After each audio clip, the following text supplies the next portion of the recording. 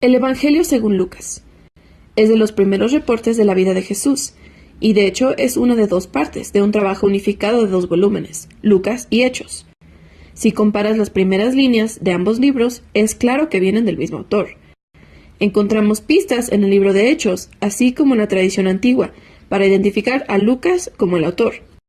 Lucas, un colega de Pablo, quien también sabemos que era doctor. Lucas inicia su trabajo con un prefacio, diciéndonos cómo y por qué escribió este libro. Reconoce que hay otros buenos reportes sobre la vida de Jesús, pero que él quería regresar a la antigua tradición de consultar a todos los testigos y primeros discípulos posible. Esto para producir lo que él llama la historia de las cosas que entre nosotros han sido ciertísimas. Esta frase nos contesta el por qué Lucas escribió este reporte. Para él, la historia de Jesús no es simplemente un hecho antiguo. Él quiere mostrar cómo fue el cumplimiento del pacto entre Dios y su pueblo, y más que eso, la historia de Dios y el mundo entero. El diseño del libro es bastante claro. Hay una larga introducción que da lugar a las historias de Juan el Bautista y Jesús. Después, en los capítulos 3 al 9, Lucas presenta un retrato robusto de Jesús y su misión en su hogar de Galilea. Después de esto, la gran sección del medio es el largo viaje de Jesús hacia Jerusalén, que nos lleva al clímax de la historia, la semana final de Jesús en Jerusalén hasta su muerte y resurrección, que después nos llevan al libro de Hechos. En este video nos enfocaremos en la primera mitad del Evangelio de Lucas. La introducción extendida cuenta paralelamente las historias de los nacimientos de Juan el Bautista y Jesús, así que tienes una pareja de ancianos, Zacarías y Elizabeth, y también una joven soltera, María, y José. Ambos reciben una promesa divina inesperada de que tendrán un hijo. Ambas promesas son cumplidas cuando Juan, luego Jesús nacen, y ambos padres cantan poemas de celebración.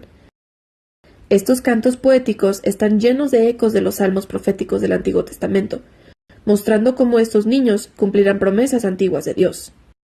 Estos poemas también dan un previo al rol de cada niño en las historias por venir. Juan es el mensajero profético prometido en la Torá, quien preparará a Israel para conocer a su Dios. Jesús es el rey mesiánico prometido a David, quien traerá el reinado de Dios sobre Israel y la bendición de Dios a las naciones, justo como le prometió a Abraham. Después de esto, María trae a Jesús al templo en Jerusalén para su dedicación, y 2 profetas ancianos, Ana y Simeón, ven a Jesús y lo reconocen, y Simeón canta su propio canto, un poema inspirado por el profeta Isaías. Dice: «Este niño es la salvación para Israel, y será una luz para las naciones». Así que con toda esta anticipación, la historia entra a la siguiente sección, donde Lucas presenta a Jesús y su misión. Abre el escenario cuando el movimiento de renovación de Juan en el río Jordán, donde hace el llamado del bautismo a un nuevo Israel arrepentido, esté preparando para la venida del reino de Dios. En eso, Jesús aparece como el líder de este nuevo Israel, que está señalado por el Espíritu y la voz de Dios del cielo, que dice que Él es el Hijo amado de Dios. Lucas sigue esto con una genealogía, y traza el origen de Jesús hasta David, y luego Abraham, y regresa hasta Adán, del libro de Génesis. Aquí Lucas está declarando que Jesús es el rey mesiánico de Israel, que traerá la bendición de Dios, pero no solo a Israel, la familia de Abraham, sino que Él está para todos los hijos de Adán, toda la humanidad. Después de esto, Lucas estratégicamente coloca la historia de Jesús en su hogar de Nazaret, donde inicia su misión públicamente. Durante una reunión en la sinagoga, Jesús se para y lee del pergamino de Isaías, diciendo: «El Espíritu de Dios está sobre mí, para dar buenas nuevas a los pobres, libertad a los cautivos, vista a los ciegos y libertad a los oprimidos».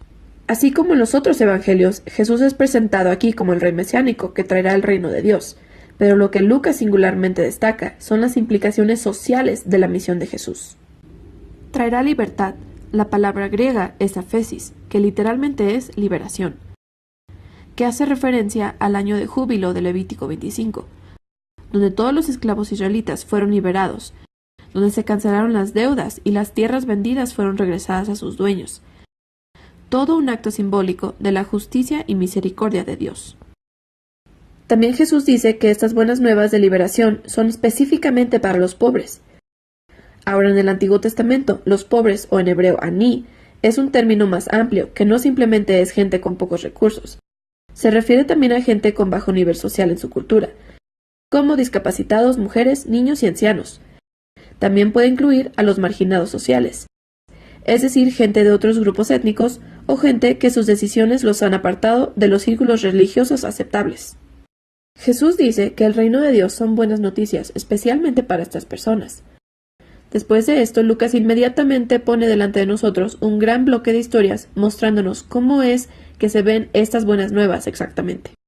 Esto implica la curación de una mujer enferma o un hombre con una enfermedad de la piel, o un hombre paralizado.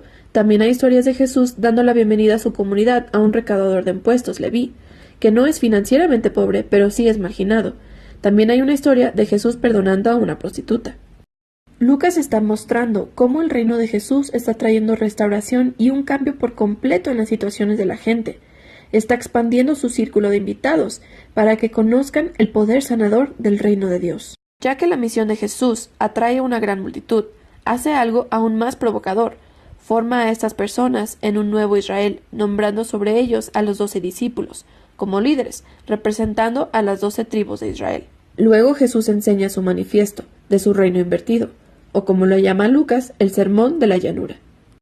Dice que el amor de Dios hacia el marginado y el pobre significa que su reino trae un cambio completo a todo nuestro sistema de valores. Él vino a formar una familia alternativa de Dios, quienes van a responder a la invitación de Jesús, practicando generosidad radical, sirviendo a los pobres, gente que va a liderar al servir y vivir con pacificación y perdón, gente profundamente piadosa y que rechazan la hipocresía religiosa. Esta visión radical de Jesús, que demanda autoridad divina, comienza a generar resistencia y controversia, especialmente por parte de los ancianos del pueblo. Su acercamiento a personas cuestionables es una amenaza a sus tradiciones religiosas y estabilidad social.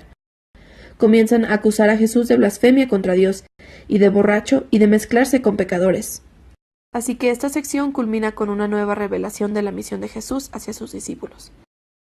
Él les dice que sí es el rey mesiánico y que va a afirmar su reinado sobre Israel, al morir en Jerusalén y convertirse en el rey siervo de Isaías 53, que muere por los pecados de su pueblo. Se explora esta idea sorprendente en la siguiente historia, donde Jesús sube a un monte con 3 de sus discípulos y de repente es transfigurado frente a ellos, y son cubiertos con una nube de la presencia de Dios, diciendo: «Este es mi Hijo escogido». Aparecen Moisés y Elías, los otros 2 profetas que experimentaron la presencia y voz de Dios en un monte.